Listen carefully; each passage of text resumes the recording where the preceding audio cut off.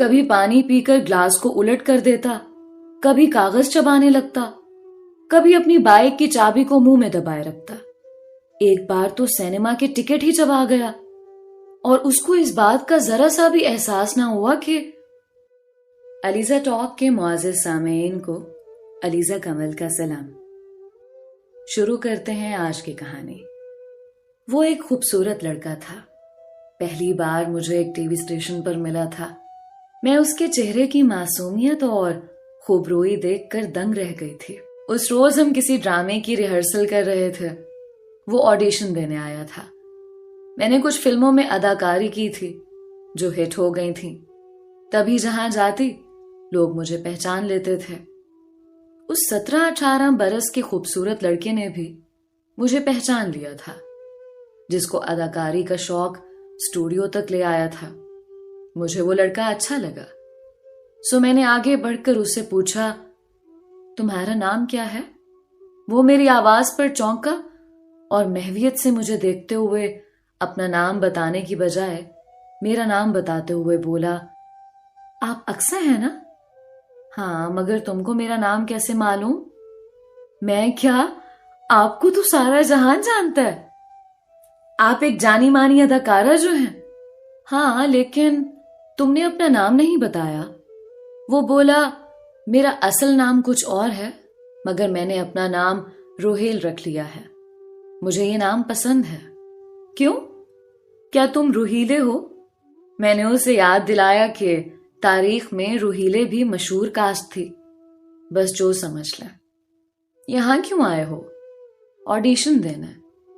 اچھا، تو پھر آؤ چائے پیتے ہیں۔ مجھے تم میں مستقبل کا ایک بڑا فنکار نظر آ رہا ہے۔ خدا تم کو کامیاب کرے۔ خدا نے اسے کامیابی دی۔ پہل تو اسے چھوٹے موٹے رول ملے۔ میری اکثر اسے ملاقات ہو جاتی تھی۔ وہ جب ملتا پہلے سے زیادہ شرمایا ہوا لگتا۔ میں اسے دیکھ کر مبہوت رہ جاتی۔ نگاہ اس کے چہرے سے ہٹتی نہ تھی۔ وہ عام لڑکوں سے بہت مختلف تھا۔ چہرے پر ملاحت کے ساتھ حجاب کے سائے رقصاں ہوتے۔ بھرپور آنکھ اٹھا کر دیکھنے سے شرماتا۔ مجھے اس کی یہی ادا بھاتی تھی۔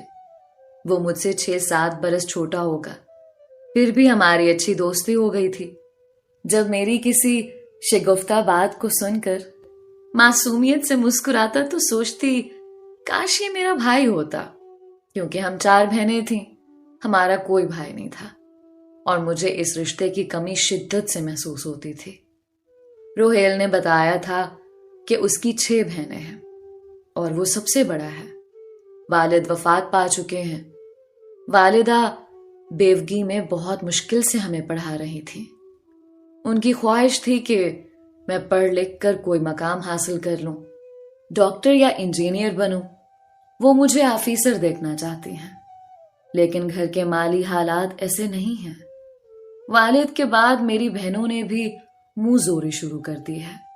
امی کو تنگ کرتی ہیں، امی کا کہنا نہیں مانتی۔ اس وجہ سے وہ تنگ اور پریشان رہتی تھیں۔ ان کو پریشان دیکھ کر میں بھی پریشان رہنے لگا اور پڑھائی چھوڑ کر کمانے کا سوچا۔ ایک دوست نے بتایا کہ اس کے ماموں ٹی وی میں ملازم ہیں۔ وہی مجھے یہاں لایا کہ تمہاری شکل صورت اچھی ہے، شاید یہاں ڈراموں میں اداکاری کا چانس مل جائے۔ البتہ اس کی والدہ اس بات پر خفا تھی۔ وہ نہیں چاہتی تھیں کہ ان کا بیٹا اس پیشے کو اپنائے۔ بہرحال جب بھی موقع ملتا شوٹنگ سے فارغ ہو کر اس کے ساتھ گھومتے پھرتے۔ مجھے اس کے ساتھ سیر و تفریح کرنا پسند تھا۔ اس کے اور میرے درمیان کوئی طمع کا رشتہ نہ تھا، صرف اخلاص والی دوستی تھی ہماری۔ اس سے باتیں کر کے میرے دل کا بوجھ اتر جاتا اور تھکن دور ہو جاتی تھی۔ کچھ دنوں سے میں محسوس کر رہی تھی کہ اس کے رکھ رکھاؤ میں تبدیلی آ رہی ہے۔ وہ اب شوٹنگ پر بھی دیر سے آتا۔ میں سمجھاتی کہ دیر سے آ کر تم اپنے پیروں پر خود کلہاڑی مار رہے ہو، ابھی تم ایک چھوٹے اداکار ہو، تمہیں وہ مقام نہیں ملا کہ لوگ تمہارا تاخیر سے آنا برداشت کر لیں۔ 1 منٹ میں اس میدان سے باہر کر دیے جاؤ گے۔ وہ سکون سے میری باتیں سنتا، اگلے دن وقت پر آنے کا وعدہ کرتا اور پھر وعدہ ایفا نہ کر پاتا۔ میں بہت حیران تھی کہ اسے کیا ہو گیا ہے۔ وہ اب تھکا تھکا رہنے لگا تھا، رنگت بھی زردی مائل ہوتی جا رہی تھی۔ میں نے نوٹ کیا کہ وہ کچھ عجیب و غریب حرکتیں کرنے لگا ہے۔ کبھی پانی پی کر گلاس کو الٹ کر دیتا، کبھی کاغذ چبانے لگتا، کبھی اپنی بائک کی چابی کو منہ میں دبائے رکھتا۔ ایک بار تو سینما کے ٹکٹ ہی چبا گیا، اور اس کو اس بات کا ذرا سا بھی احساس نہ ہوا کہ اسے کیا حرکت سرزد ہو گئی ہے۔ میں اسے بہت مانوس ہو گئی تھی۔ وہ واقعی مجھ کو اپنے چھوٹے بھائی جیسا ہی لگتا تھا، لہٰذا اس کی طرف سے فکر مند رہنے لگی۔ ایک دن میں نے اسے پوچھا، سچ بتاؤ، کیا تم کوئی نشہ تو نہیں کرتے یا کسی قسم کی ایسی دوائیں کھاتے ہو جس سے تمہاری صحت پر اثر پڑ رہا ہے؟ مجھے تمہاری فکر ہے۔ وہ بولا، نہیں تو، آپ ایسا کیوں سوچنے لگی ہیں؟ میں تو پہلے جیسا ہوں۔ شاید کچھ گھریلو پریشانیاں ہوں۔ ہاں، وہ تو ہر انسان کو ہوتی ہیں۔ کیا مجھے اپنی پریشانیوں سے آگاہ نہیں کرو گے؟ ایسی کوئی خاص پریشانی نہیں ہے، اگر ہوگی تو ضرور بتا دوں گا۔ ایک روز مجھے پتا چلا کہ اس نے گھر چھوڑ دیا ہے اور کسی دوست کے ساتھ رہنے لگا ہے۔ حالانکہ پہلے جب کبھی اسے گھر جانے میں ذرا دیر ہو جاتی تو متفکر ہو کر رہتا کہ امی اور بہنیں گھر پر اکیلی ہیں اور مجھے دیر ہو گئی ہے۔ اپنی والدہ اور بہنوں کو گھر میں اکیلا نہ چھوڑنے والا اب کیوں کر گھر چھوڑ کر اور جگہ رہنے کو چلا گیا تھا۔ بالآخر یہ معمہ کھل گیا۔ مجھے معلوم ہو گیا کہ وہ نشہ آور گولی کھانے لگا ہے۔ پہلے پہل تو آثار ظاہر نہ ہوئے، رفتہ رفتہ جب صحت زیادہ گرنے لگی تو ایک روز میں اسے ڈاکٹر کے پاس لے گئی اور اس کے بلڈ ٹیسٹ کروائے تو انکشاف ہوا کہ وہ سستی اور مضر صحت نشہ آور ادویات لے رہا ہے۔ جب اس امر سے روکا تو اس نے گولیاں چھوڑ کر شراب نوشی شروع کر دی۔ اس کے پاس زیادہ رقم نہ ہوتی تو سستی، دیسی اور کچی شراب پینے لگتا، اور میرے سمجھانے پر بھی باز نہ آتا۔ آخر میں نے کھوج لگایا کہ اسے کون سا روگ لگ گیا ہے۔ ہماری پڑوسن کی لڑکی نے ایک دن روہیل کو ہمارے گھر دیکھا تو مجھے بتایا کہ اس کی بہن میری کلاس فیلو تھی۔ میں ان کا گھر جانتی ہوں۔ اس لڑکے نے اس وجہ سے اپنا گھر چھوڑ دیا ہے کہ اس کی بیوہ ماں نے دوسری شادی کر لی ہے۔ اس بات کا روہیل کو بہت زیادہ صدمہ پہنچا اور اس نے الٹے سیدھے کام شروع کر دیے۔ اس کے ماموں نے اسے سمجھانے اور قابو میں لانے کی کوشش کی تو ان کے قابو میں بھی نہیں آیا۔ روہیل نے دیکھا کہ اس کی بہن کی سہیلی نے اسے دیکھ لیا ہے اور وہ ہمارے پڑوس میں رہتی ہے، تو اس نے ہمارے گھر آنا چھوڑ دیا۔ ایک دن اس کے دوست نے مجھے آ کر بتایا کہ وہ ہسپتال میں داخل ہے۔ میں اس کو دیکھنے گئی۔ ڈاکٹر نے کہا کہ نشے نے اس لڑکے کو جوانی میں جلا دیا ہے۔ اگر اس نے خود کو نشے سے نہ روکا تو اس کی زندگی کی امید نہیں ہے۔ یہ سن کر میرے پیروں تلے سے زمین نکل گئی۔ میں نے فیصلہ کر لیا کہ اس کو دوبارہ زندگی کی طرف لے آؤں گی۔ ایک دن آیا کہ اس کی اتنی بری حالت ہو گئی کہ قدم لڑکھڑا رہے تھے۔ اس نے دروازے کا سہارا لیا تو جھول گیا۔ میں نے جلدی سے آگے بڑھ کر اس کو سہارا دیا اور تادیر پیار سے سمجھاتی رہی۔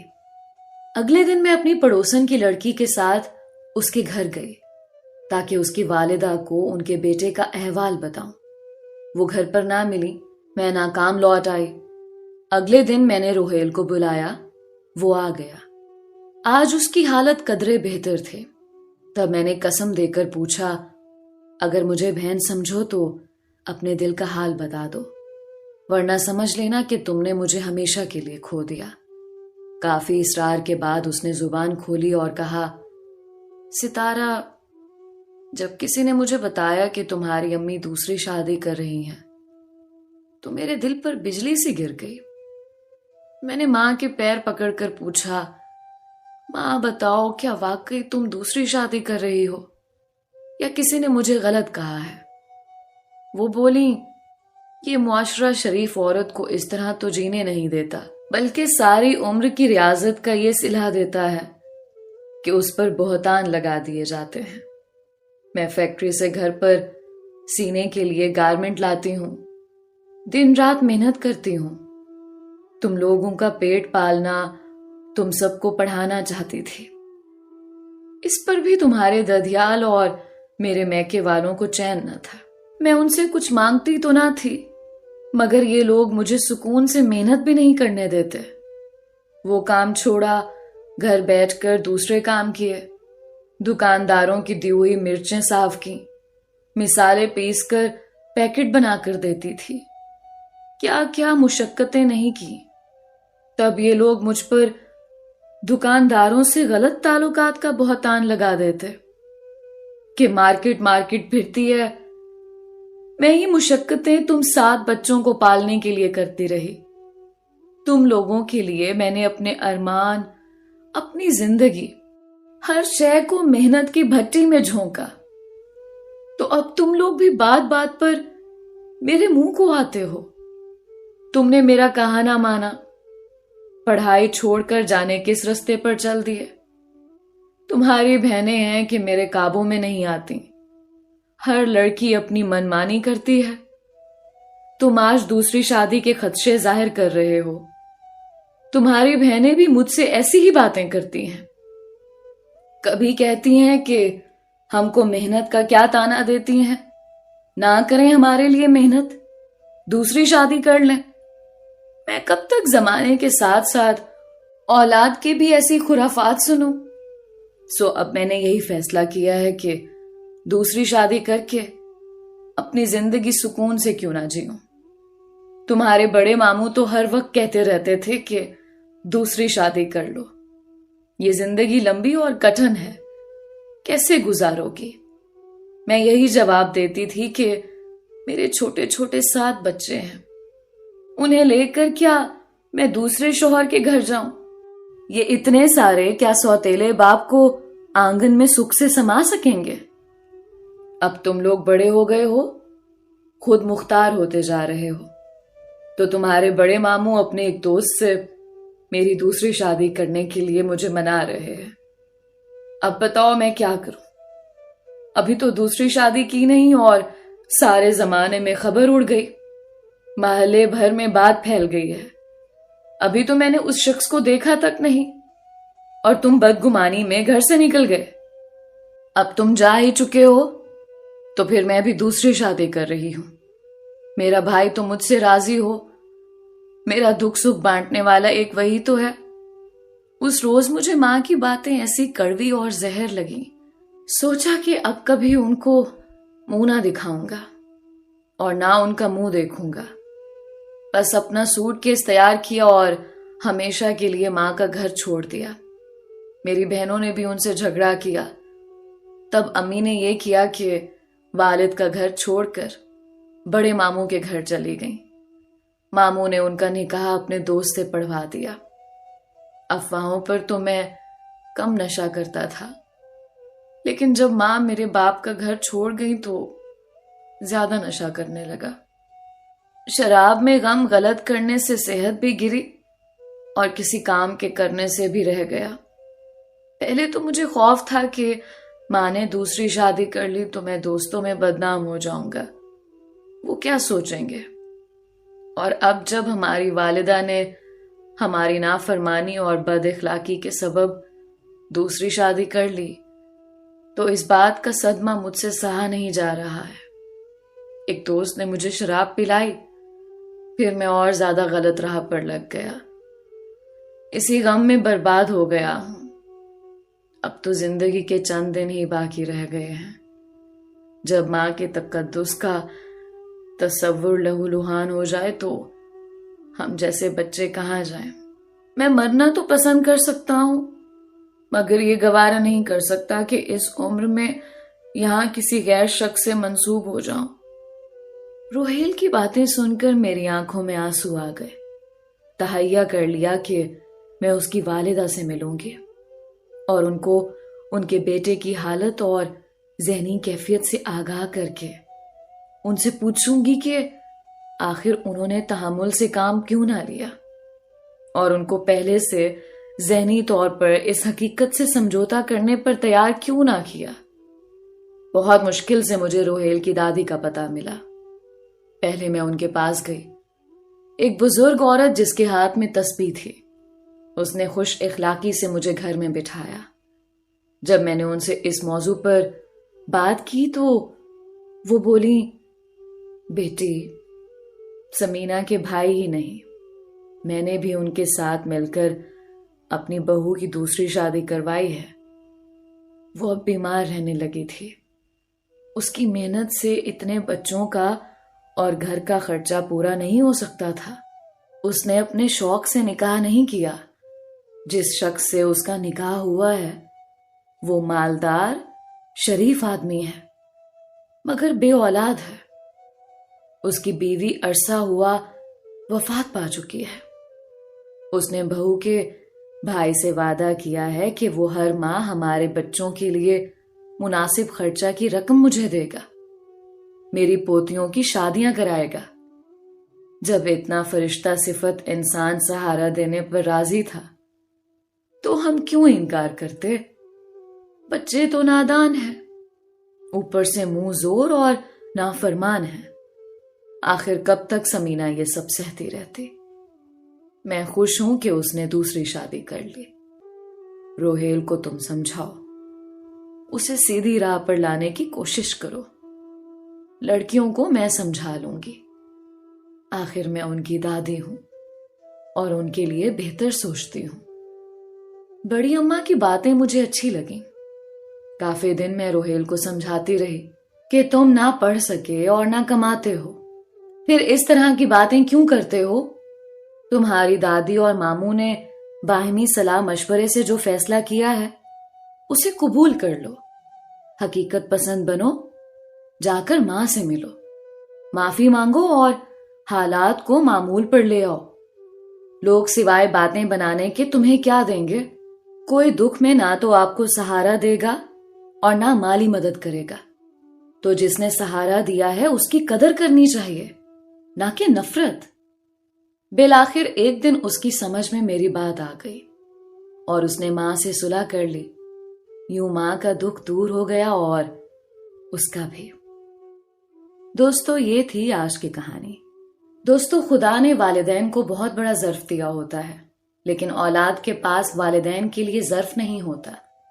اگر ہم اپنے والدین کو مشکلات میں پائیں تو کوشش کریں کہ ان کی مشکل کو آسان کریں، کیونکہ ان کو بھی لائف پارٹنر کی ضرورت ہوتی ہے۔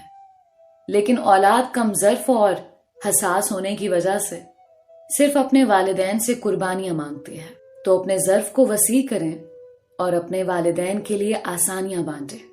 امید کرتی ہوں کہ آپ کو اس کہانی سے بہت کچھ سیکھنے کو ملا ہوگا۔ ملتے ہیں ایک نئی کہانی کے ساتھ۔ اپنا اور اپنوں کا بہت خیال رکھیں۔ دوستو، اگر آپ کو مختصر کہانیوں کے ساتھ ناول بھی سننا ہو تو میرا دوسرا چینل ناولز بائی علیزہ ضرور سبسکرائب کریں، جہاں آپ اپنے پسندیدہ ناول سن سکتے ہیں۔ علیزہ کمل کو اجازت دیجیے۔ اللہ حافظ۔